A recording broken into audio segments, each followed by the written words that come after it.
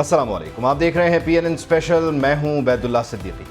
ज़रा मौसम तो बदला है मगर पेड़ों की शाखों पर नए पत्तों के आने में अभी कुछ दिन लगेंगे।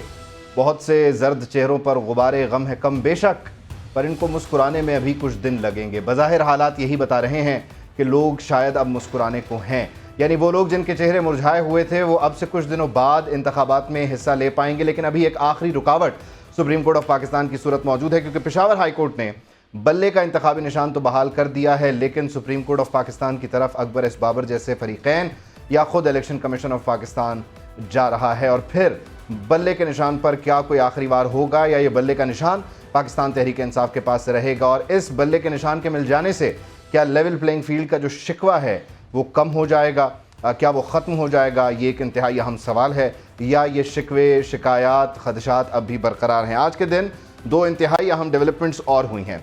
सुप्रीम कोर्ट ऑफ पाकिस्तान के जस्टिस मुज़ाहिर अली अकबर नकवी ने इस्तीफ़ा दे दिया है। यकीनी तौर पर उनसे मुताल्लिक़ इंक्वायरी हो रही थी, सवालात थे, और उन्होंने इसी इंक्वायरी के दौरान मुतअद्दिद बार बेंच पर एतराज़ भी उठाया, सुप्रीम जुडिशल काउंसिल की कार्रवाइयों पर एतराज़ात भी किए, लेकिन आज उन्होंने अपना इस्तीफ़ा भिजवा दिया है। ऐवान सदर को इस्तीफ़ा मिल चुका है। दूसरी तरफ जनरल रिटायर्ड परवेज मुशर्रफ से मुतालिक जो खुसूसी अदालत का फैसला था उसे भी सुप्रीम कोर्ट ऑफ पाकिस्तान ने बरकरार रखा है, यानी जनरल मुशर्रफ की सज़ाए मौत को बरकरार रखा गया है। ये अहम डेवलपमेंट्स हैं। जबकि इंतखाबी मौसम पर, इंतखाबी माहौल पर जो स्याह बादल मंडला रहे हैं, वो खबरें शिमाली वज़ीरिस्तान से आई। शिमाली वज़ीरिस्तान में एक सूबाई असम्बली के उम्मीदवार मलिक कलीमुल्लाह को कत्ल कर दिया गया। दूसरी तरफ तुरबत में एक साबिक सेनेटर मीर असलम बुलेदी साहब जो हैं वो एक कातिलाना हमले में बाल बाल बचे हैं, शदीद ज़ख्मी बताए जा रहे हैं। मामलात अगर इस तरह रहे तो क्या हम सही समझा रहे हैं? इंतखाबात के इनेकाद के दरमियान जो सवालात, खदशात और रुकावटें हैं उन्हें कौन दूर करेगा, कब तक होंगी? पैनल आपके सामने पेश करता हूँ, इस डिस्कशन को आगे लेकर चलते हैं। सेनेटर डॉक्टर असद अशरफ साहब हमारे साथ मौजूद हैं। पाकिस्तान मुस्लिम लीग नून से आपका ताल्लुक है। बहुत शुक्रिया सेनेटर साहब, thank you so much for your time. Tasneem Qureshi साहब हमें पाकिस्तान पीपल्स पार्टी से ज्वाइन करें। कुरैशी साहब बहुत शुक्रिया आपके वक्त का। राजा आमिर अब्बास साहब भी हमारे साथ मौजूद हैं। बहुत शुक्रिया राजा साहब, thank you so much for your time. अब आपसे इन मामलात को शुरू करते हैं। जो सूरत हाल इस वक्त है बल्ले के निशान के वापसी के बाद और 62(1)(f) के मामलात के कंक्लूड हो जाने के बाद, हम ये अंदाज़ा लगाएं कि इस मुल्क में वो जो मादूम लेवल प्लेइंग फील्ड थी वो कुछ हद तक दस्तयाब हुई है, या आप ये कहेंगे कि मुकम्मल तौर पर मिल चुकी है मिलने वालों को लेवल प्लेइंग फील्ड? देखें, जहाँ तक लेवल प्लेइंग फील्ड की बात है तो वो ऑब्वियसली अदालतों ने इंटरवीन किया और अदालतों ने समझा। पहले आपने देखा कि नॉमिनेशन पेपर्स पहले सबमिट नहीं होने दिए जा रहे थे, फिर जिस थोक के हिसाब से उनको रिजेक्शन हुए थे और ऐसे फ्रिवलेस और बेसलेस किस्म के कंटेंशंस पे उसको फिर अदालतों ने अलाउ किया, उनको पार्टिसिपेट करने की इजाज़त दी। उसके बाद ये जो एक इलेक्शन कमीशन ऑफ पाकिस्तान ने एक डिस्क्रिमिनेटरी किस्म का फैसला किया कि जहां पे एक पार्टी के जो उनके इंट्रा पार्टी इलेक्शंस हैं उसको बेस बनाया और उसके अंदर उन्होंने चीजें ढूंढने की कोशिश की और उसको बेस बनाते हुए उन्हें, जबकि शेड्यूल अनाउंस हो चुका था, उनसे इलेक्टोरल सिंबल उस पार्टी का उनको देने से इनकार किया। लेकिन आज पेशावर हाई कोर्ट ने उस फैसले को कालअदम करार दिया और उन्होंने कहा कि जी कि ये जो इन्होंने पार्टी के इंटरनल इलेक्शंस हैं उसका तो अख्तियार ही नहीं इलेक्शन कमीशन ऑफ पाकिस्तान किस कानून के तहत कर रहा है। तो ओवरऑल ये बड़ी इनकरेजिंग और पॉजिटिव चीजें हैं, क्योंकि हम अगर human rights commission of Pakistan की एक लेटर जो उन्होंने इलेक्शन कमीशन को लिखा था उसको पढ़ते हैं तो उस पर काफी सवालिया निशान, और उनके अलावा इवन पीटीआई की तरफ से बहुत इनके ऊपर क्रिटिसिज्म था इलेक्शन कमीशन पे कि जी ये लेवल प्लेइंग फील्ड। तो अब बात यही है कि जी जो उनको इलेक्शन सिर्फ एक 8 फरवरी का या नॉमिनेशन पेपर्स का नाम नहीं, इलेक्शन कैंपेनिंग का, अपना पैगाम पहुंचाने का, अपना नैरेटिव्स का, लोगों से जाके वोट मांगने का, कॉर्नर मीटिंग्स करने का, जलसे करने का भी नाम है। तो अगर उसमें भी अदालती कोई ऐसा हुक्म आ जाता है कि तमाम पार्टियों को यकसर इजाजत होगी, क्योंकि अभी भी हम देख रहे हैं कि कल भी हम देख रहे हैं कि जी जो कैंडिडेट्स हैं उनको दुश्वारियां पेश आ रही हैं पीटीआई के, तो अगर ये ओवरकम होता है तो ओवरऑल इट्स समथिंग गुड कि जी इलेक्शन जो कि एक हेल्दी फ्री फेयर होने चाहिए, अगर वो होते हैं तो फिर तो मुल्क के लिए यकीनी तौर पे अवाम के लिए एक बेहतरी होगी, क्योंकि फिर हम स्टेबिलिटी की तरफ बढ़ेंगे और पॉलिटिकल स्टेबिलिटी जैसे ही हम बढ़ते जाएंगे तो लोगों का कॉन्फिडेंस रीगेन होगा, आपके हमारे मुल्क में इन्वेस्टमेंट आएगी, कारोबार की तरफ तवज्जो होगी, लोग इस कैओस की सिचुएशन जो एक बनी हुई है इससे निकलेंगे और पॉजिटिव अपना रोल अदा करेंगे। चलें देख लेते हैं ये, लेकिन बड़ा अहम पहलू है कि बल्ले के निशान के मिल जाने के बाद भी जो जल्द से जुलूस कॉर्नर मीटिंग है, रैलीज़ हैं, उसकी किस हद तक आज़ादी होगी। लेकिन इसमें कुरैशी साहब यकीनी तौर पर पाकिस्तान पीपल्स पार्टी भी ये शिकवा करती रही है कि लेवल प्लेइंग फील्ड नहीं है, हमें खेलने के लिए बराबर यकसा मौके नहीं दिए जा रहे। लेकिन ये बाजी तो पाकिस्तान तहरीक इंसाफ ने अपने नाम कर ली सुप्रीम कोर्ट ऑफ पाकिस्तान का दरवाज़ा खटखटा के, और आपने मियाँ साहब की तरह मामला जो हैं वो अल्लाह पे छोड़ दिए थे।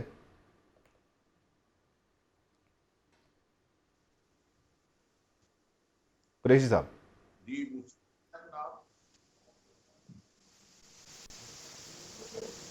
हेलो, कुरैशी साहब आपका शायद माइक ऑफ है, काइंडली माइक को अनम्यूट कीजिए ताकि हम बात कर सकें। आवाज आ नहीं रही जी अब आ रही है, बोलिएगा प्लीज। जी? आप क्या जरा रिपीट कीजिएगा, मैंने सुना नहीं है। मैं ये कहना चाह रहा हूं कि पाकिस्तान तहरीक इंसाफ का भी ये शिकवा था आपकी तरह के लेवल प्लेइंग फील्ड नहीं है, और इस लेवल प्लेइंग फील्ड के हुसूल के लिए उन्होंने तो कोई दरवाज़ा नहीं छोड़ा, हर जगह जाके उन्होंने आवाज़ बुलंद की। अलबत्ता आप जो है वो इलेक्शन कमीशन ऑफ पाकिस्तान की हद तक रह के फिर मामला अल्लाह पे छोड़ गए। तो ये क्रेडिट, ये सेहरा अगर पाकिस्तान में 2024 के इंतखाबात के लिए लेवल प्लेइंग फील्ड होती है तो क्रेडिट तो तहरीक इंसाफ को जाता है, अगर वो खैचातानी के जरिए ये हासिल करने में कामयाब हो गए।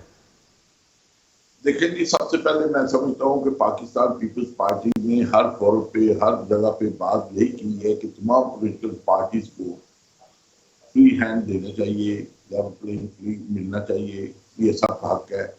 जमहूरियत की ये मैं समझता हूँ एक जीत होती है इसमें।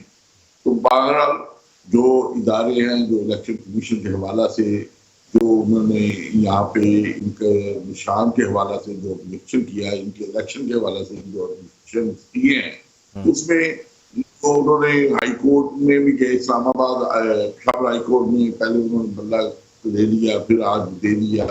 ये एक तरीकेकार इनका है जो अब भी इलेक्शन कमीशन इस हवाला से वो सोच रहा है कि इसका चूंकि कोर्ट ने आर्डर तो कर दिया, अभी वो कह रहे हमें फैसला नहीं मिला। अब कल वो क्या फैसला करता है इलेक्शन कमीशन, चूंकि इलेक्शन करवाने उन्होंने, ना आपने करवाने हैं ना हमने करवाने हैं।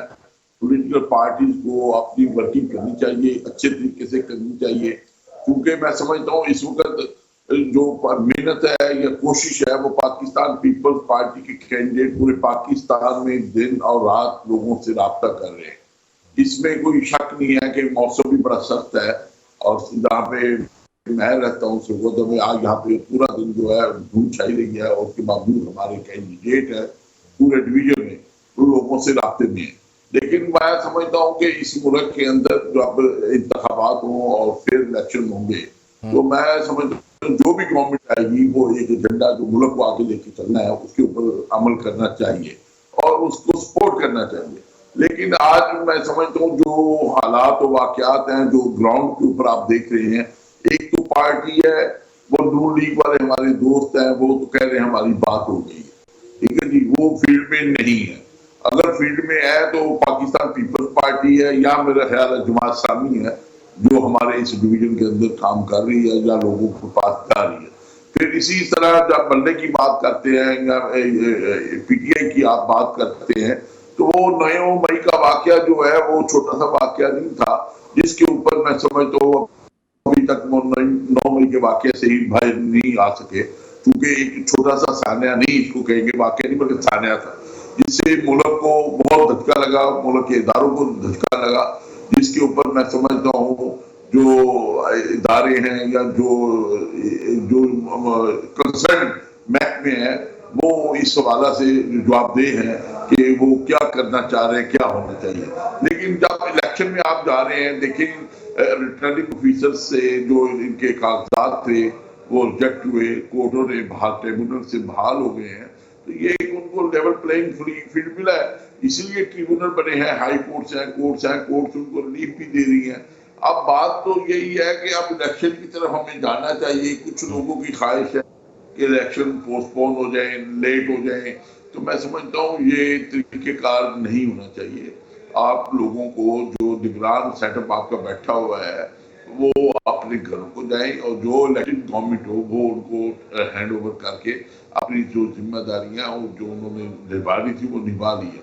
आज इस मुल्क के अंदर मैं समझता हूँ जो फेयर इलेक्शन का होना बहुत जरूरी है। जो आपके इन्वायरमेंट है इस वक्त इर्द गिर्द की मुमालिक में जो आपके हालात जा रहे हैं, जो आप देख रहे हैं, वो कोई अच्छे हालात नहीं है। तो इसलिए जरूरी है कि पाकिस्तान में जितनी जल्दी पॉसिबल हो इलेक्शन की तरफ जाना चाहिए और इलेक्शन होना चाहिए। यकीनी तौर पे वो तो खैर सुप्रीम कोर्ट ऑफ पाकिस्तान का ऑर्डर है, पत्थर पर लकीर है, उस पर हम ज़्यादा बात नहीं कर सकते। लेकिन ये जो आपने एक दो बातें की हैं तस्नीम साहब के, कुछ लोग चाहते हैं, उनकी ख्वाहिश है मौसम का बहाना बना के या फिर दहशतगर्दी के मामलात की आड़ लेके, इस पर मैं आपकी तरफ आता हूँ। लेकिन पहले मैं ज़रा सेनेटर साहब को भी शामिल गुफ्तगू कर लूँ। सेनेटर साहब, यकीनी तौर पर पाकिस्तान मुस्लिम लीग नून ने बड़े मुश्किल इंतखाबात देखे हैं 2018 की सूरत में, तो ऐसे में अब आप क्या समझते हैं कि आप क्योंकि विक्टिम रहे, आप के होते हुए, आपके लिए आसानियां होते हुए एक सियासी जमात के लिए वही तंगियां हों जो 2018 में आपके लिए थीं, यानी बल्ले का निशान तो मिल गया, उसके बाद जलसे जुलूस, रैली, कॉर्नर मीटिंग की इजाज़त भी होनी चाहिए तहरीक इंसाफ के बाद। दूसरा, ये तासुर मुस्तकिल जो है वो आपको हॉन्ट कर रहा है, आपका पीछा कर रहा है कि बात हो गई है, जलसा जुलूस कोई नहीं है, आप बाहर नहीं निकले, लोगों से कोई राब्ता मुहिम शुरू नहीं की, ये बात हुई किससे है? आवाम से नहीं हुई अगर तो? बिस्मिल्लाहिर्रहमानिर्रहीम। शुक्र है आपने पहली दफ़ा ये कहा कि 2018 में जो है लेवल प्लेइंग फील्ड जो हमारे पास थी वो क्या थी। हमारे पास तो फील्ड ही नहीं थी, क्योंकि कई सालों की, कई बरसों की मेहनत हो रही थी इस चीज़ पे, लेकिन ये फील्ड से आउट किया गया। और ये बहुत से लोगों की ख्वाहिश थी और बहुत दफ़ा ख्वाहिश उन्होंने अपनी इसका अमली तौर पे इज़हार किया कि मियाँ नवाज शरीफ को फील्ड से आउट कर दें। लेकिन ये पाकिस्तान की अवाम है जिन्होंने बार बार जो है मियाँ नवाज शरीफ पर अपने एतमाद का वोट दिया, इसलिए कि उन्होंने जो अपने मंशूर में जब भी कोई इलेक्शन लड़ा उसको पूरा किया और लोगों के घरों में आसानियाँ पैदा की और पाकिस्तान को एक मजबूत बनाया। ये तो मैं 18 की बात कर रहा हूँ जो आप कर रहे हैं। देखिए, ये लेवल प्लेइंग फील्ड की जो बात बार बार की जा रही है, ये नैरेटिव बिल्ड की जा रहा है, ये बार बार इलेक्शन को जो है कंट्रोवर्शियल बनाने की कोशिश की जा रही है। आप ये जो अभी खुश हो रहे हैं, इनसे ये कमिटमेंट ज़रूर ले लीजिए कि 8 फरवरी का जो 24 का इलेक्शन रिजल्ट है उसको ये मानेंगे। ये उसको जो है मलाइन करने के लिए अभी से इन्होंने प्लान किया था कि लेवल प्लेइंग फील्ड लेवल। आपने देखा जब ये अभी आज तो ट्रिब्यूनल जो है उनका प्रोसेस कंप्लीट हुआ है, सिंध में भी और दूसरी जगह में, अभी भी ये कुछ रह गए हैं।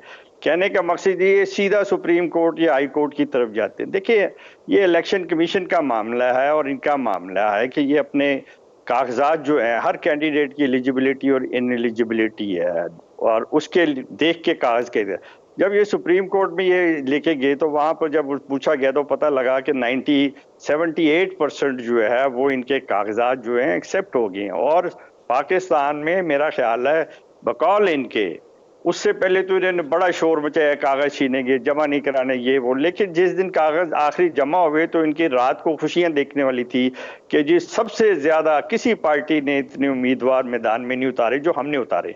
और आज के इलेक्शन ट्रिब्यूनल्स के फैसले के बाद 12% लोग जो हैं और 78 में ऐड हो गए तो 90%। तो क्या ये समझते कि सारे पाकिस्तान में जो इन्होंने कागजात इनके कैंडिडेट बेतहाशा जमा करवाए हैं, क्या सारे वो एक्सेप्ट कर लीजिए 100%?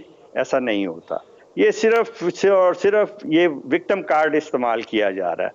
मैं ये नहीं कहूँगा कि हमें नहीं फर्क पड़ता। देखें, पॉलिटिकल पार्टीज को नहीं पड़ता। पीपल्स पार्टी के पास तीर का निशान था, फिर उसके पास वो तलवार का निशान पहले था, तो उन्होंने सरवाइव किया और बार बार इलेक्शन लड़े और इसमें कोई उन्होंने इतना इवेंट करेंगे। हमारे पास भी कभी साइकिल होती है, कभी शेर होता है, कभी ये भी होता है कि हम टिकट जमा कराते हैं और साकिब निसार 2 दिन पहले इलेक्शन से, ये तो अभी इलेक्शन शेड्यूल की बात कर रहे हैं ना, हम 2 दिन पहले की बात कर रहे हैं कि वो हम सबको आजाद कर देता है। यानी टिकट जमा कराई हुई पार्टी को वो आजाद कर देता है। हमने तो कभी शोर नहीं मचाया, हम इलेक्शन लड़े और अल्हम्दुलिल्लाह 8 फरवरी को भी इलेक्शन लड़ेंगे और हम किसी से बात नहीं है, हम किसी के लाडले नहीं। हमारी बात सिर्फ जो है वो आवाम के साथ है। हम पहले भी मियां नवाज शरीफ साहब के आने से पहले 21 अक्टूबर 23 में आने से पहले अपने अवामी राब्ता मुहिम पूरे पाकिस्तान में कर चुके हैं, और उससे पहले मरियम नवाज साहबा जो है वो अवाम में निकली, और आपने देखा उस वक्त कोई पार्टी नहीं थी, वो अकेली निकली थी। जब उन्हें थ्रेट किया गया था कि वो जो भी है इदारों ने थ्रेट किया था कि जिंदगी का उनकी उसको कर, लेकिन वो बाहर निकली और लोगों तक पहुंची, डिस्ट्रिक्ट में पहुंची। इसी तरह अभी टिकट्स की पूरी अनाउंसमेंट नहीं हुई। आज ट्राइब्यूनल के फैसले आ रहे हैं, किसके एक्सेप्ट हो रहे हैं, किसके नहीं आ रहे।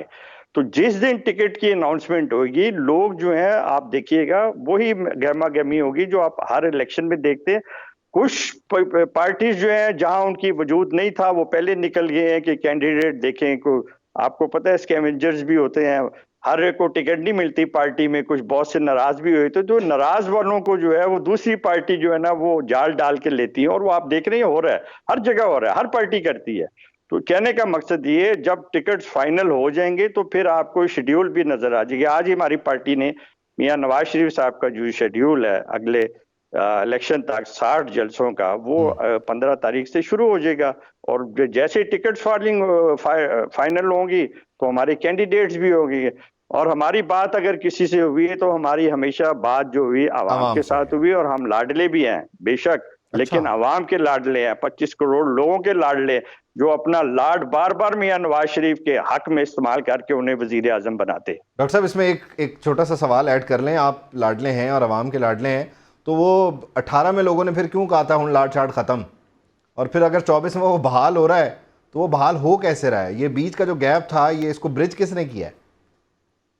किस चीज को मैं सवाल नहीं समझा। 2018 में आपके ये नंबर्स नहीं थे, आपकी अक्सरियत नहीं थी, आप बड़े मुश्किल में थे, तो अगर आप लाडले थे तो 18 में क्यों नहीं थे? और फिर अगर 24 में दोबारा हो रहे हैं, नहीं, अगर 24 में दोबारा हो रहे हैं तो ये कैसे हो रहे हैं? देखिए, हम लाडले कोई नहीं हो रहे। हम उस वक्त एक टारगेट किया गया था कि किस तरह पार्टी को खत्म करना है और मियां नवाज शरीफ को सियासत से आउट करना है।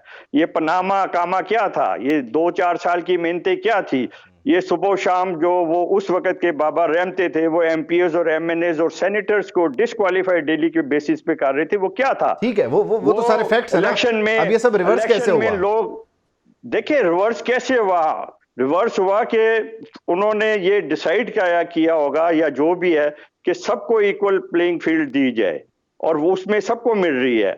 अगर किसी ने कोई बीच में हरकतें अपनी ऐसी की हैं एंटी पाकिस्तान या कोई इस तरह की, तो वो जाने और कोर्ट जाने। इससे पब्लिक का या हमारे ओपोनेंट पॉलिटिकल पार्टी या लीडरशिप का क्या ताल्लुक है? ये हमने किसी को नहीं कहा। अगर कोई आज इलेक्शन कमीशन या सुप्रीम कोर्ट में या हाई कोर्ट में पेशावर या लाहौर हाई कोर्ट में लेके जा रहे हैं, तो हम उनके वो नहीं है पिटिशनर, वो खुद हैं, और इदारों के साथ उनका मामला है। इलेक्शन कमीशन एक खुद मुख्तार इदारा है। अगर वो कोई चीज ले रहा है, अगर वो इलेक्शन सिंबल दे सकता है तो वो फिर ले भी सकता है। ये बड़ी अजीब बात आज मैंने टीवी में देखी कि जी वहाँ फैसले में ये कहा गया है कि इलेक्शन कमीशन का ये इख्तियार नहीं है। अगर इख्तियार नहीं तो इलेक्शन कमीशन को फिर ये पिटीशन ही नहीं लेनी चाहिए थी और इनको इसी तरह रहने देना चाहिए था। ये इस तरह की जो सारा क्यास हुआ है ये नहीं होना चाहिए था। क्या इलेक्शन कमीशन को नहीं पता कि उनकी क्या लीगल ज्यूरिसडिक्शन है? डॉक्टर साहब बता गए कि उन्होंने ये सोचा कि सबको बराबरी का मौके मिलने चाहिए, तो उन्होंने आपके बारे में कुछ क्यों नहीं सोचा? आप क्यों कह रहे हैं अगर उन्होंने ये सोच लिया है कि सबको बराबरी के मौके मिलने चाहिए, तो उन्हों के ख्याल में आप क्यों एग्जिस्ट नहीं करते?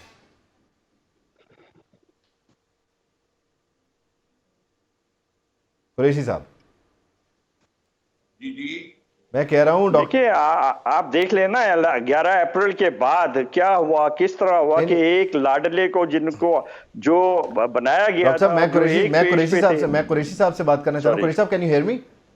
आप मुझे सुन पा रहे हैं? हेलो कुरैशी साहब, डॉक्टर साहब की गुफ्तगू आपने सुनी? उन्होंने बताया कि उन्होंने ये सोचा है कि सबको बराबरी के मौके मिलने चाहिए और लेवल प्लेइंग फील्ड मिलनी चाहिए। तो उनके ख्याल में आप क्यों एग्जिस्ट नहीं कर रहे हैं? उनके ख्याल में आप क्यों नहीं हैं जो ये तय कर रहे हैं कि सबको बराबरी के मौके मिलने चाहिए? हमारे वाली कर दी है कि हम भी इनका भी क्लेम अब ये आ गया है कि हम उनके लाडले नहीं है, अवाम के लाडले हैं। चले अच्छी बात है, अगर आप अवाम की अहमियत को समझते हैं तो आपको अवाम में जाना चाहिए। चूंकि आप देख रहे हैं कि पाकिस्तान पीपल्स पार्टी के अलावा कोई सियासी जमात फील्ड में नहीं है, लोगों से राब्ते में नहीं है, लोगों के पास नहीं जा रही। वाले से देखिए, इलेक्शन से पहले तो हम भी फील्ड में होते हैं, तमाम लोग होते हैं, लोगों के साथ राब्ते में रहते हैं, लेकिन जब इलेक्शन अनाउंस हो जाता है तो फिर लोगों के साथ आपको एंगेज होना पड़ता है, लोगों को एंगेज करना पड़ता है। लेकिन चूंकि ये अभी तक इसी उम्मीद में बैठे हुए हैं, मेरा अंदाजा यही है, हमारे नून लीग के दोस्त ये नहीं चाह रहे कि इलेक्शन अपने टाइम पे हों, क्योंकि इनको कुछ खदशात है। शायद ये समझ रहे हैं कि हमें वो पजीराई शायद ना मिले, क्योंकि ये समझते हैं कि इनका ग्राफ जितना होना चाहिए था माजी की तरह वो बेहतर होना चाहिए, ज्यादा होना चाहिए, लेकिन हकायक अब उल्टा है। चूंकि इनकी लीडरशिप ने पाकिस्तान में आने का जो एक तरीकाकार बनाया, वो कोई लोग खुश नहीं, कोई लोग से मुतासिर, लोगों के अंदर एक बात जारी है कि ये एक डील करके जनता के साथ ये यहाँ तशरीफ लाए हैं और ये चाह रहे हैं कि हमें आवाम की जरूरत नहीं है, हमें चूंकि लाया गया है, हम आए हैं, तो इसलिए हमें आवाम की जरूरत नहीं है, हम बने बनाए, हम वजीर आजम है, हम बने बनाए मैंने हैं, ये पाकिस्तान के अवाम ने अब तहिया कर लिया है कि माजी की कोताहियां थी, गलतियां थी, उससे उन्होंने बहुत कुछ सीखा है। क्योंकि उन्होंने दोनों पार्टीज को देखा है, नून लीग को भी देखा है और पीटीआई को भी देखा है, और पाकिस्तान पीपल्स पार्टी ने जो अपना मंशूर दिया है, 10 पॉइंट दिए हैं, जिसमें सबसे अहम मंशूर है वो 30 लाख घरों का है। तो सबसे बड़ा जो मंशूर दिया है, जो पॉइंट नंबर 1 है, 300 यूनिट बिजली फ्री है।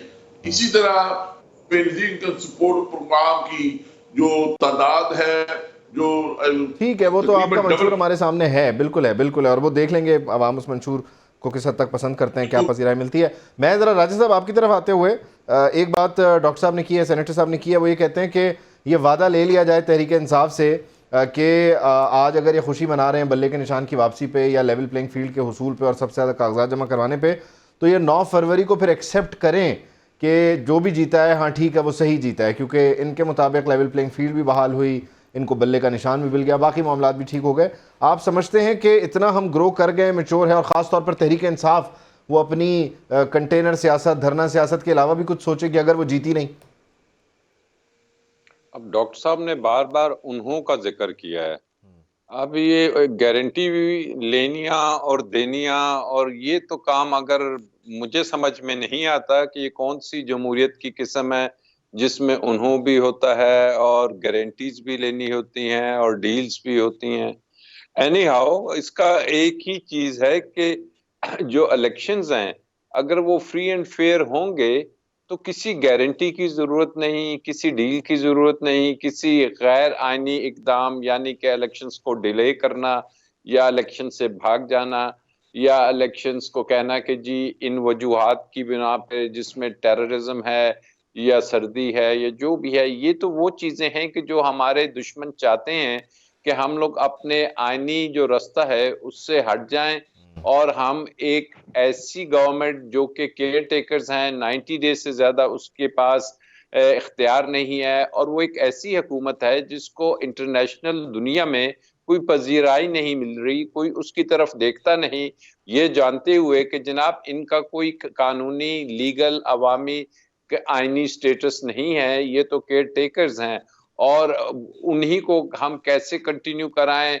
मार्च में इलेक्शंस आ रहे हैं सेनेट के, और उसमें अगर ये इलेक्शंस डिले होते हैं या इलेक्शंस नहीं होते तो वो एक और आईनी बुरान होगा। तो ये वो तमाम चीजें हैं कि जो हमारे दुश्मन कराना चाहते हैं पाकिस्तान में, और इस वक्त पाकिस्तान के तमाम अदारों को आइन को सामने रख के सिर्फ और सिर्फ आईनी जो तरीक़ेकार है उसको फॉलो करना चाहिए। और सबसे ज्यादा इलेक्शन कमीशन ऑफ पाकिस्तान, जिसकी ये एक आईनी जिम्मेदारी है, जो कि ना सिर्फ 8 फरवरी की तारीख देने का नाम है, वो फ्री फेयर इलेक्शंस जिसमें करप्ट एंड करप्ट प्रैक्टिसेस को रोकना है। बात हो रही है कि जी सारे बंदे 90% तो वापस आ गए ट्रिब्यूनल से और गैमा गैमी नहीं है, तो आप जब उनके कैंडिडेट्स को लगाए रखेंगे ट्रिब्यूनल्स में। एंड नंबर 2 एक बड़ी इंपॉर्टेंट बात है, वो ये है कि ये इलेक्शन, ये जो पेपर्स 90% कैंडिडेट्स के रिजेक्ट हुए हैं, ये किए हैं डीआरओज ने और आरओज ने।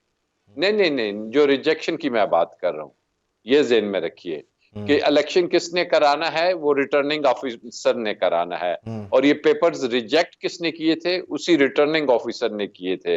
और रिटर्निंग ऑफिसर्स वही डीसीज और एसीज हैं। तो ये चीजें हैं जिसको मैं समझता हूँ आला अदलिया को भी देखना चाहिए और इलेक्शन कमीशन को, कि जी अगर रिटर्निंग ऑफिसर उनके डॉक्यूमेंट्स नहीं अलाउ कर रहा, उनके नॉमिनेशन पेपर्स नहीं अलाउ कर रहा, उनको प्रपोजर सेकेंडर को अपने ऑफिस आने के लिए वो सहूलियात नहीं दे रहा, तो फिर कल को इलेक्शंस में आपके भी इल्म में, हमारे भी इल्म में है, बहुत से एलिगेशंस होते हैं।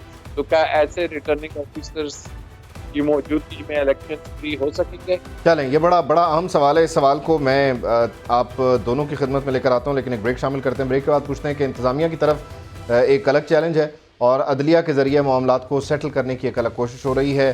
सभी मुश्किल में है, आसानी कौन पैदा कर सकता है? बात करेंगे एक ब्रेक के बाद।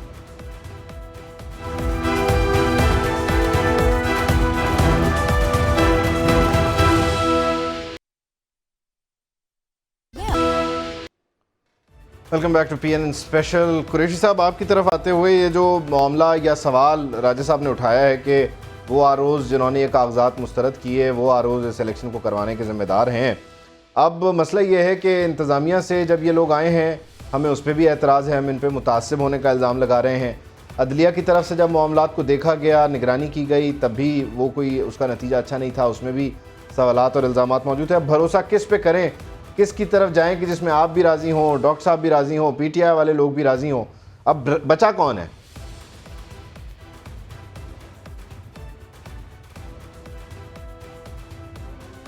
तस्नीम कुरैशी साहब, आपसे सवाल है जी। क्या सवाल क्या किया जी? क्वेश्चन आपका क्या है? कुरैशी साहब, आपको मुझे सुनने में दुश्वारी हो रही है? हाँ जी, कोई प्रॉब्लम है मेरा ख्याल है, दोबारा आपको रिपीट करना पड़ रहा है। चले, मुझे लगता है कि कुछ ध्यान से मुझे भी बात करनी पड़ेगी और शायद वहाँ पे आपकी तरफ डिस्टॉर्शन भी। मैं पूछ रहा हूँ, इंतज़ामिया से जब लोग आए इन इंतखाबात को मॉनिटर करने के लिए, वो मुतासिब है, उन पर इल्ज़ाम है। राजा साहब ने यही बात की कि यही आरोज़ जो आज कागजात मुस्तरद करें, इन्होंने कल को निगरानी करनी है, इनकी ज़ेर निगरानी इंतखाब होना है, ये मुतनाज़ है, मुतासिब हैं। अदलिया से जब हमने सिस्टम को कहा कि जी हमें हेल्प दें और हमने इंतखाबात करवाने, तब भी कोई नताइज अच्छे नहीं निकले। अब पीछे बचा कौन है इस सिस्टम में कि जिस पर हम भरोसा करें और उसकी तरफ जाएं कि जिससे आप भी मुतमईन हो, नून भी मुतमईन हो, तहरीक इंसाफ भी मुतमईन हो, और सब बोले हाँ जी ये एंड बिल्कुल अच्छा था, यहाँ से जो इलेक्शन हुए बिल्कुल काबिल कबूल है? कोई बचा है पीछे?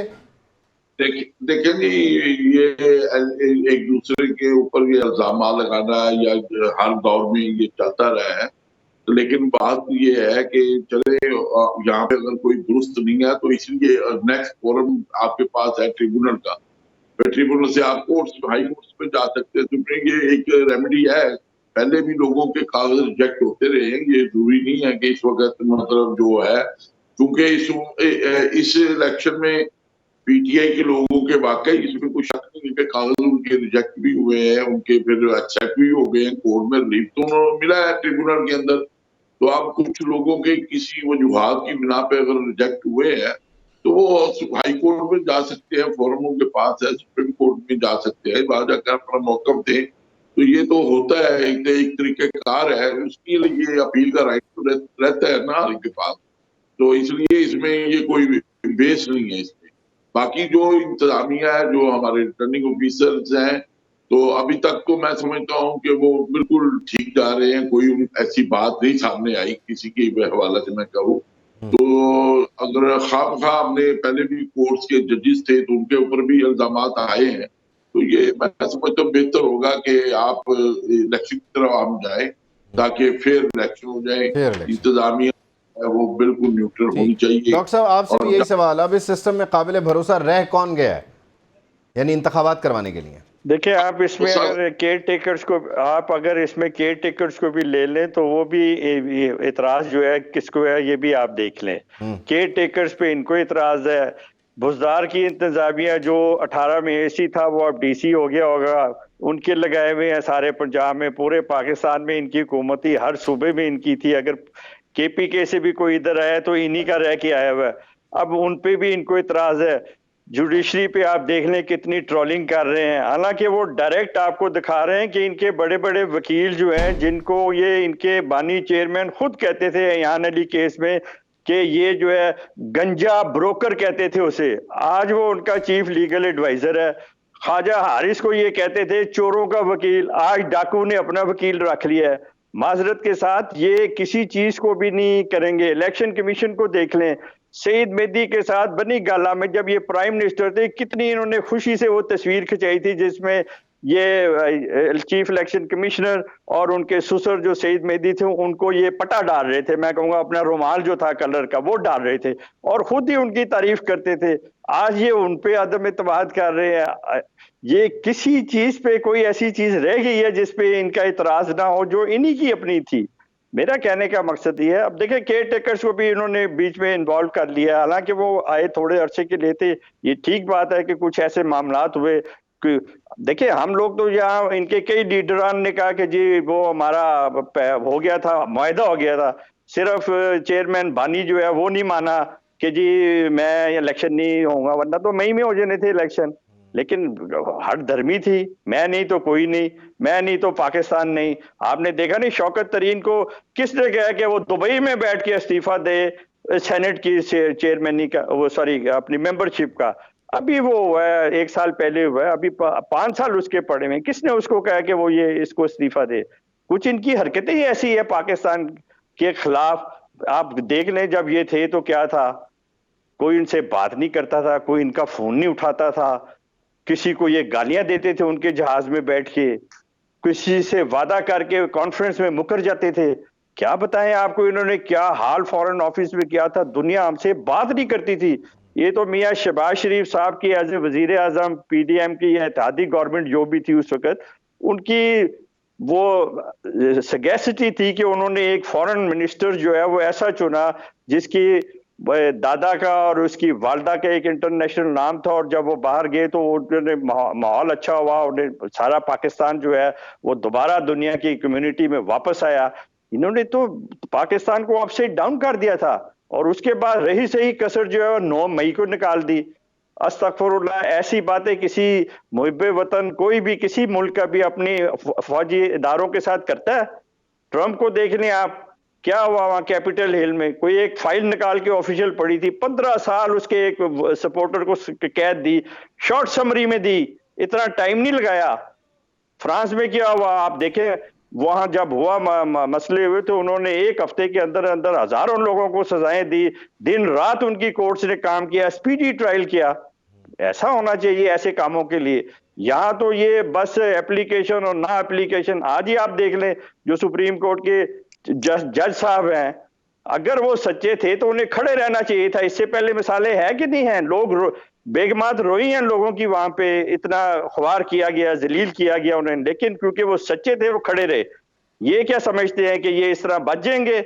जो इनकी जो वो टेलीफोन कन्वर्सेशन को तो आप छोड़ें, अपने रजिस्ट्री पे अपनी सुप्रीम कोर्ट की वो जो ऑफिशियल तस्वीर है वो रजिस्ट्री पे लगाई हुई, बाकी तो छोड़ें। जो प्लॉट इन्होंने यहाँ पे कैंट एरिया में लिया है, बातें करते हैं ये। चलें खैर, वो तो यहाँ पर शिकायत भी और उन पर तहकीकात होकर बहुत कोशिश की उनके साथियों ने भी जो आज भी वहां बैठे हुए हैं कि किसी तरह ये बातें और ये मसला ना हो। इसमें ये जो एक्सट्रीम है, बिल्कुल नंगे हो गए और बिल्ला दूध पीते हुए मूछों पे बलाई समेत पकड़ा गया, तो फिर उसने कहा बख्शी इसी में होगी कि इस्तीफा दे दो ताकि पर्क्स प्रिविलेजेस तो लाइफ टाइम मिलते रहे मुझे और मेरी फैमिली को। चलें देख लेते हैं उसका भी क्या नतीजा निकलता है। लेकिन खैर सॉरी राजा साहब, ये जो जिस तरह से डॉक्टर साहब ने बात, जी राजा साहब आपकी तरफ आते हुए, डॉक्टर साहब जिस तरह से बातें कर रहे हैं या बयान फरमा रहे हैं, सच और झूठ के दरमियान का फर्क है, जिसमें उन्होंने ट्रंप की भी मिसाल दी, कैपिटल हिल वाकये की भी बात की। अब मसला अगर यहाँ तक आ गया और सोसाइटी में अदम बर्दाश्त या एक दूसरे को जो है वो ताने तिछने का मामला इस हद तक पहुंच गया है, तो हम आगे कैसे जाएंगे? और इसका क्रेडिट फिर जाता तो फिर तहरीक इंसाफ को, ये तो उसे आगे लेके चल रहे हैं, कैरी फॉरवर्ड कर रहे हैं। इनिशिएट तो खैर तहरीक इंसाफ ने किया। देखिए दोबारा नहीं रही करें।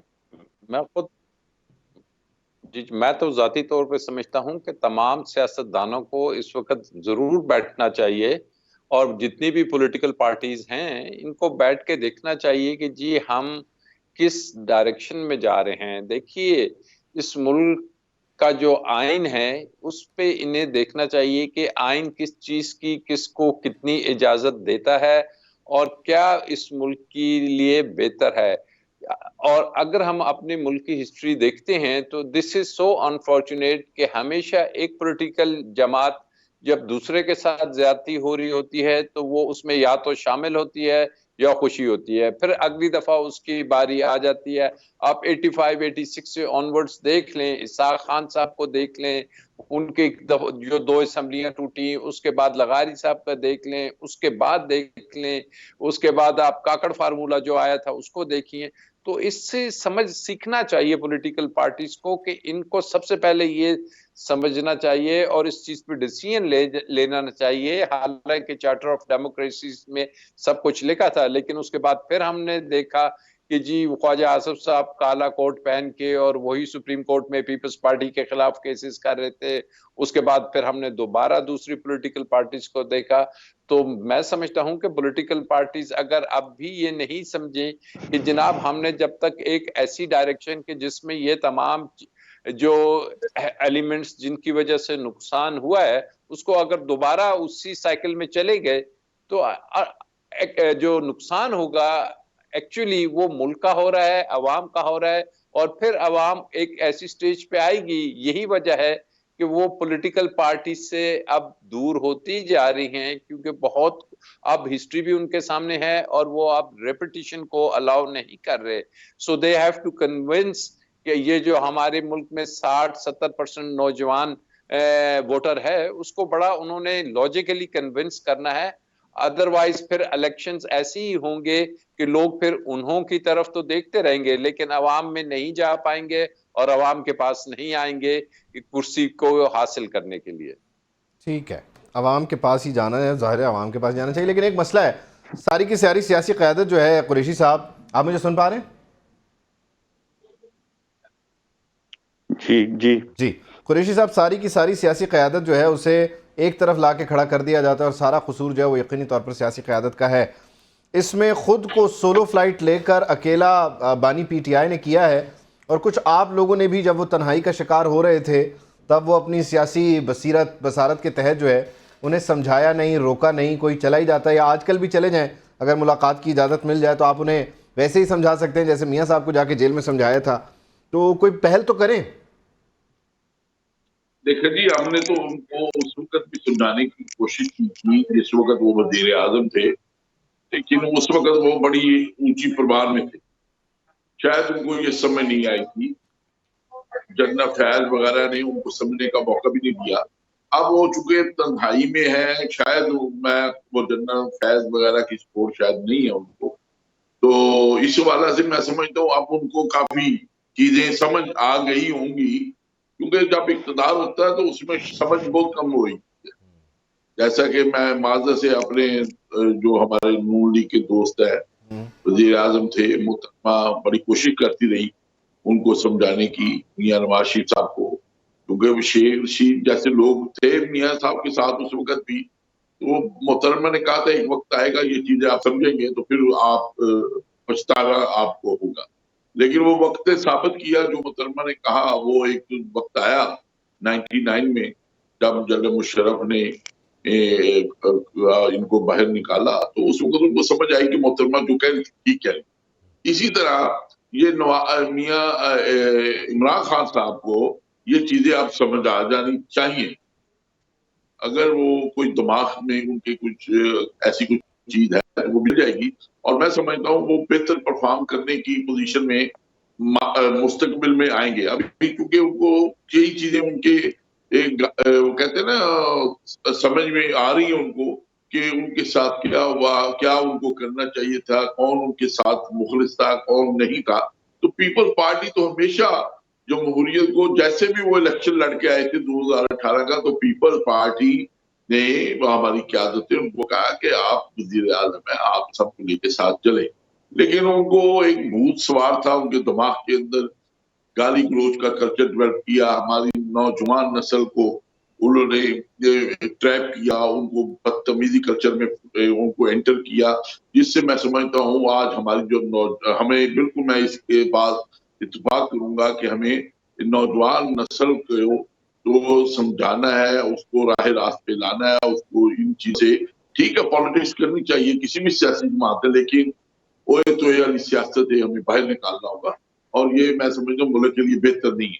तो इंशाल्लाह पाकिस्तान पीपल्स पार्टी इलेक्शन में गई हुई है और इंशाल्लाह वजीर आजम हमारे बिलावल साहब ही होंगे, जैसे मेरे नून लीग के हमारे दोस्त ने बात की है कि उन्होंने एज ए फॉरेन मिनिस्टर बहुत अच्छा परफॉर्म किया है। तो इंशाल्लाह वजीर आजम बनकर भी बिलावल भुट्टो हमारे चेयरमैन वजीर आजम जब बनेंगे, मुल्क को इंशाल्लाह जो तनहाइयां हैं हमारे मुल्क की सराउंडिंग्स में भी, तो इंशाल्लाह वो बेहतर परफॉर्म करेंगे और मुल्क को वो जहाँ समझते हैं हम तो ऊपर की लेवल के ऊपर हम लेके जाएंगे। इससे वो तो फिर जब वक्त आएगा तब आपसे उस पर बात करेंगे ना कि आपने क्या किया, क्या कर रहे हैं या क्या। अभी तो खैर इस ट्रांजिशनल फेज में हम हैं। डॉक्टर साहब आपकी तरफ आते हुए जो बात हो रही है जिसमें मैंने कहा कि कोई पहल तो करे, कोई चला जाए, या पहले भी डेफिनेटली कोशिशें हुई लेकिन उधर से कोई खातिर खा जवाब नहीं, इख्तिदार में किसी को कुछ समझ नहीं आता। जैसे अक्सर लोग ये भी कहते हैं ये कोई मुआहिदे कुरान और सुन्नत नहीं है, या दीगर लोग अपनी अपोजिशन को सप्रेस करने के लिए बहुत सारे काम कर रहे होते हैं। अब जैसे कुरैशी साहब ने कहा कि मियाँ साहब को हम बताते थे, समझाते थे, लेकिन फिर 99 में उन्हें समझ आ गई। अब बानी PTI के लिए भी वो कह रहे हैं हम समझाते थे, बताते थे, लेकिन उन्हें अब समझ आ रही होगी। तो ये जो एक माइंडसेट है कि अपने मुखालिफ को बिल्कुल पार लगाने वाला और उस पर फिर कहीं ना कहीं दबे लफ्ज़ों में खुशी का भी इजहार करना, वो जब आपको मौका मिले आप भी करते हैं, पीपल्स पार्टी को मिले वो भी करते हैं। इस कल्चर से जान छुड़ाएं क्योंकि ये नफरत का बाइस है, ये लोगों को दूर कर रहा है अपने सियासी कायदीन से, अकाबरीन से, अशराफिया से। देखिए ये बात कि मोहतरमा ने समझाया या नहीं समझाया, वो 98 की बात कर रहे हैं मुशर्रफ की, लेकिन आप 92 को ना भूलें जब मियां नवाज शरीफ ने PTV में आके ये कहा था कि मैं डिक्टेशन नहीं लूंगा, मैं आवाम की तरफ देखूंगा। आपको याद है ये बात? मेरा ख्याल मेरे भाई को भी याद होगा, कुरैशी साहब को भी। तो ये चार्टर ऑफ डेमोक्रेसी का ही फल है कि ये असेंबलियां जो हैं उसके बाद से 5-5 साल पूरे कर रही हैं, और एक किसी को ये PTI को जो 2013 में KPK में हुकूमत दी गई थी, क्या ये मेजॉरिटी में थे? नहीं, ये सिंपल ये मेजॉरिटी पार्टी जरूर थी कि इनकी सीट्स ज्यादा थी। कोई भी दो पार्टियां जो हैं वो मिलके हुकूमत बना सकती थी। मौलाना फजलुर रहमान साहब भी बना सकते थे वजीर आला अपना हमारे साथ मिलके, और भी मिल सकते थे, लेकिन हमने सबसे बड़ी पार्टी क्योंकि PTI थी, और चार्टर ऑफ डेमोक्रेसी में ये बात लिखी गई थी, एक क्लॉज थी कि जो बड़ी पार्टी होगी उसको पहले हुकूमत बनाने का हक दिया जाएगा। तो 2013 में मियां नवाज शरीफ ने वो PTI को ये हक दिया था जिससे COD के तहत, और यही वजह है कि सारी हुकूमतें जो हैं पूरी 5-5 साल कर रही हैं, किसी के साथ मिलके किसी को डीसीड नहीं किया जाता। अगर ये 11 अप्रैल 22 की बात है तो वो तमाम डेमोक्रेटिक पार्टी जो पहले उधर थी, फिर बाद में जो है वो उन्होंने एक वोट ऑफ कॉन्फिडेंस से आउट किया प्राइम मिनिस्टर को, तो वो एक लीगल प्रोसेस था, आईनी प्रोसेस था। पाकिस्तान की जो आइन में लिखा है वो ही था, और पहली दफा ये हुआ है। आपने देखा कि ये चीजें हुई? नहीं, यकीनी तौर पर पहली बार था। ये मेरा कहने का, लेकिन ये बात देखिए, ये नहीं होना चाहिए कि मैं जमहूरियत कहूं और फिर मैं फैज के अकलौते बच्चे को जो है एक सेनेटर को मैं उसको वो रजा रब्बानी पे प्रेफरेंस दे के उसको वोट दे के उसे चेयरमैन सेनेट बना दूं। ये किसके कहने पे हुआ था? किसके कहने पे एतजाज हसन को मौलाना फजलुर रहमान और के अगेंस्ट कर दिया था? क्या इनको पता था कि ये 55 सीट से उसे वजीर आजम सदर बना लेंगे पाकिस्तान का? ने पता था कि ये हार जाएंगे, लेकिन ये किसी के कहने पे किया था। ये सबको पता है, जो भी पार्लियामेंट में वहां था उन्हें पता था कि ये क्यों खड़ा किया जा रहा है एतजाज हसन, पता था कि सादिक संजरानी को क्यों बनाया जा रहा है। मियां नवाज शरीफ ने तो कहा था COD के तहत क्या है हम रजा रब्बानी को चेयरमैन सेनेट बनाते हैं, किसने नहीं बनने दिया? बातें कुछ करते हैं, उसी सादिक संजरानी के खिलाफ अदम एतमाद के। जब तक पॉलिटिकल पार्टी और लीडरशिप मुनाफिकत नहीं छोड़ेंगे, अवाम को कुछ कहना, अंदर बैठ के कुछ करना, मेरा नहीं ख्याल है कोई बेहतरी आ सकती है। लेकिन वो सादिक संजरानी और के जो खिलाफ जब बात बाद करना में चाहते हैं आपके सामने उनके है, और अगेंस्ट जो वोटिंग नहीं हो रही करना थी, तब चाहते, उनका वो भी साथ कौन सामने दे है। रहा था? जी, तब सादिक संजरानी के खिलाफ वोटिंग हो रही थी दोबारा, जब उन पर अदम एतमाद का मामला था और चेयरमैन सेनेट की तब्दीली, तब वोट कौन दे रहा था? तब कौन सपोर्ट कर रहा था सादिक संजरानी को? आपके सामने है कौन कर रहा था। वो आजाद ग्रुप जो है, जो पहले इनके साथ था, उन्होंने गिलानी साहब को नहीं वोट दिया। आजाद किसने किया था? वो लोग टिकट होल्डर थे। ये सिर्फ ज्यादातर वो है जो आज भी आपके, जिन्होंने करारदाद दी है, क्यों दी है? उनकी किसी पार्टी में स्पेस नहीं बनती, क्योंकि वो उनका बाप नहीं रहा। बाप कमीशन में आ गया तो उन्होंने कहा अब तो बाप ही खत्म हो गया, दफन हो गया। चले खैर, बाप बलूचिस्तान अवामी पार्टी के लोगों को ये ताना भी पड़ता ही रहता है। उनकी मुश्किल ये है कि उनकी पार्टी का नाम ही ऐसा है। देखिए सरफराज बुख्ती साहब भी सेनेटर थे, वो पीपल्स पार्टी को उन्होंने ज्वाइन कर लिया, क्योंकि उनका जो दिल है वो नून लीग के साथ धड़कता था। लेकिन क्योंकि यहाँ स्पेस नहीं थी, हमने पीडीएम की हुकूमत बनाई थी। रास्ते कौन दिखा रहा है? अगर सरफराज कोई नहीं, अपनी अपनी चॉइस है ज्वाइन करने की। अगर मैं पॉलिटिकल वर्कर हूं और मैं पॉलिटिक्स में रहना चाहता हूं और मेरी पार्टी में जिसको मैं पसंद करता हूं मेरी नई जगह बन रही, तो फिर मुझे कोई फोरम तो लेना है। वो गए दूसरी तरफ। क्या उस वक्त लेवल प्लेइंग फील्ड ठीक हो गई थी? लेकिन यही बलूचिस्तान अवामी पार्टी थी, इसने पीपल्स पार्टी के साथ मामलात को तय किया था। लेकिन फिर मियाँ साहब गए, उससे पहले उन्होंने खत लिख दिया, मना कर दिया। फिर मियाँ साहब गए तो धड़ाधड़ बलूचिस्तान अवामी पार्टी मुस्लिम लीग नून की तरफ आ गई। ये भी तो खूबसूरती है। ये उनकी चॉइस है। हाँ, ये यहाँ पे आके फिर मामला चॉइस की तरफ चले जाते हैं। अच्छा, आपने एक बड़ी ज़बरदस्त दिलचस्प बात की कि ये चार्टर ऑफ डेमोक्रेसी की वजह से ही है कि असम्बलियाँ अपनी मुद्दत पूरी कर रही हैं, हुकूमतें अपनी मुद्दत पूरी करें। राजा साहब, मैं तो ये चाहता हूँ कि ये असम्बलियाँ भी मुद्दत पूरी करें, ये हुकूमतें भी मुद्दत पूरी करें, और कोई ऐसा भला मानुष भी आ जाए जो 5 साल एज वज़ीर आज़म भी निकाल जाए। अभी तक ये नहीं हो सका। गिलानी साहब को पहले जाना पड़ा, मियाँ मोहम्मद नवाज शरीफ को पहले जाना पड़ा, इमरान खान को पहले जाना पड़ा। तो हमें वो दिन भी देखना चाहिए कि जिस दिन वज़ीर आज़म भी 5 साल पूरे कर रहा हो ना। सिर्फ असम्बलियों की मुद्दत पूरी होने पर हमें शादियाने नहीं बचानी चाहिए। यही मैं कह रहा हूं कि तमाम पॉलिटिकल पार्टीज को ये समझना चाहिए कि जी क्या वजह है, कि कौन सी वजूहात हैं, कौन सी फोर्सेस हैं जो कि इंटरवीन करती हैं और फिर वजीर आजम को उठा के बाहर फेंक दिया जाता है। अभी इनको अभी बाप पार्टी की बात हो रही थी, तो ज़हन में रखिए कि जब सनाउल्लाह ज़हरी पाकिस्तान मुस्लिम लीग के वजीर आला थे, मेजॉरिटी थी, तो क्या हुआ था? ऑल ऑफ अ सडन इस जरदारी साहब गए उधर, और उसके बाद आपने देखा कि सनाउल्लाह ज़हरी साहब की मेजॉरिटी की गवर्नमेंट ऐसे खत्म हो गई। और बाप की अभी बात हो रही है, बाप का अगर सरफराज बुख्ती पीपल्स पार्टी में चला गया, देयर आर 4 to 5 और 6 मेंबर्स जो कि जाके अभी मियां साहब गए तो उधर चले गए। और मैं कुछ ज़ाती, और ये उनका political right. I am sorry to cut you Raja sahab, but we are short on time. बहुत शुक्रिया, thank you for joining us. Raja Amir Abbas sahab, senator doctor Asad sahab और Tasneem Qureshi sahab, thank you so much for joining us. असम्बलियाँ मुद्दत पूरी कर रही हैं, चार्टर ऑफ डेमोक्रेसी का क्रेडिट है। यकीनी तौर पर 2008 के बाद हम मुसलसल जमहूरियत देख रहे हैं, लेकिन इस जमहूरियत की राह में रुकावटें डालने वाले वही लोग हैं जिन्होंने मुआहिदों पर दस्तखत किए। उन्हें अपने मुआहिदों में कुछ नई शकों का इजाफा करते हुए किसी शख्स को 5 साल की मुद्दत भी दे ही देनी चाहिए। अल्लाह हाफ़िज़।